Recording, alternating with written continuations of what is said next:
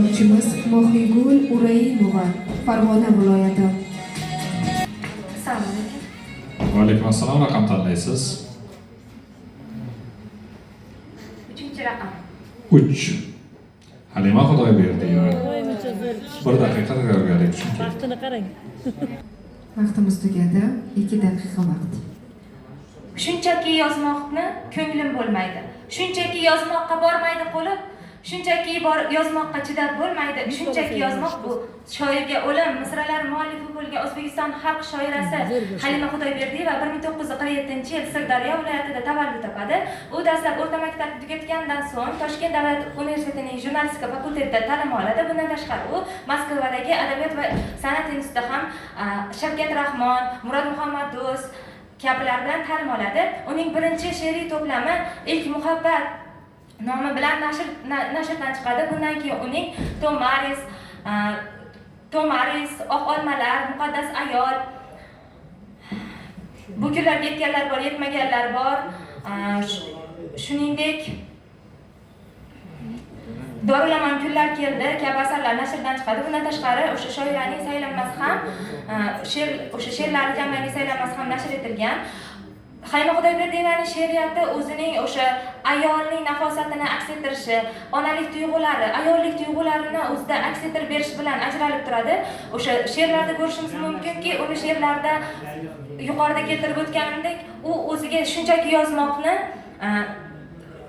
yozmoqni xohlamaydi. Ya'ni u o'ziga o'sha yurakdan, qalbdagi tuyg'ularni aks ettirib beradigan she'riyatni ravo ko'radi. Bundan shuningdek u Saodat jurnal faoliyatiga to'xtaladigan bo'lsak, u Saodat jurnalida faoliyat yuritgan. Bundan tashqari uning o'sha xizmatlari munosib e'tirof etilib, unga O'zbekiston xalq shoirasi unvoni berilgan. Shuningdek, buyuk xizmatlari uchun orden bilan ham taqdirlangan hisoblanadi. Uning o'sha she'rlari bir qancha tillarga tarjima qilgan, o'zi ham alla asarini o'zbek tiliga tarjima qilgan. Sirdaryoda maktabning nomini bergan. Halima Xudoyberdiyeva nomi e'tirofidan ko'proq gapirish kerak. Rahmat. Nima qolib ketdi yana? Qolib ketdi yana nimalar? Ko'p narsa qoldi. Lekin yaxshi tanlov bo'ldi, omadli ekansiz sizlarcha. Bilasizda, men bilmayman. Yayrab gapirdingiz-a Halima xonim. Halima Xudoyberdiyevani tug'ilgan yilini to'g'ri aytdingiz. Asarlaridan juda ko'plarni qo'shib aytsangiz bo'lardi. O'sha ilk muhabbatni aytsangiz bo'lardi. Issiq qorni aytsangiz bo'lardi. Muqaddas ayolni har bayramimizda yangraydigan o'zbek ayollariga Aytmaydimi shular? Eshitmadim. Aytib bersangiz bo'lardi. To'g'ri aytdingiz. Minullining Allah piyasasini tarjima qilganlar haqida to'g'ri aytdingiz. Tomarisning aytganida, Tomaris degan nimalari yo'q, Tomarisning aytgani degan asarlari bor. Keyin o'sha oliy adabiyot kursi Maksim Gorkiy nomidagi Moskvada o'qiganlarni san'atmasda adabiyot kursi deyiladi. 2 yil o'qiganlar o'sha yerda. Keyin Halima Xudoyberdiyeva haqida o'sha mustaqillik, ozodlik haqida bir hayqirib aytgan arslon yurakli shoira ekanligi haqida ko'proq mohiyat, mazmun berishingiz mumkin edi. Ko'proq narsa kutgan edik.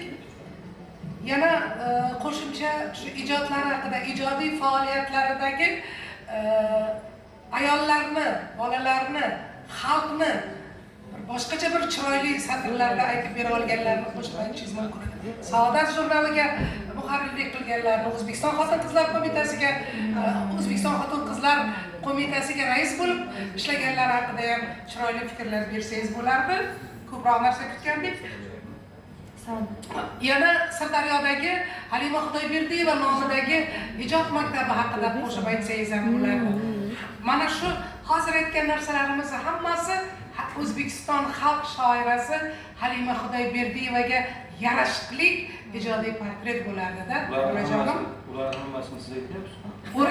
Shuni o'rganib olsangiz, qo'shsangiz bundan keyingi tanlovlarda qatnashsangiz. Men sizga 78 ball qo'ydim. 78 76 76 Sizda umumiy ball 76 yu, onda 7.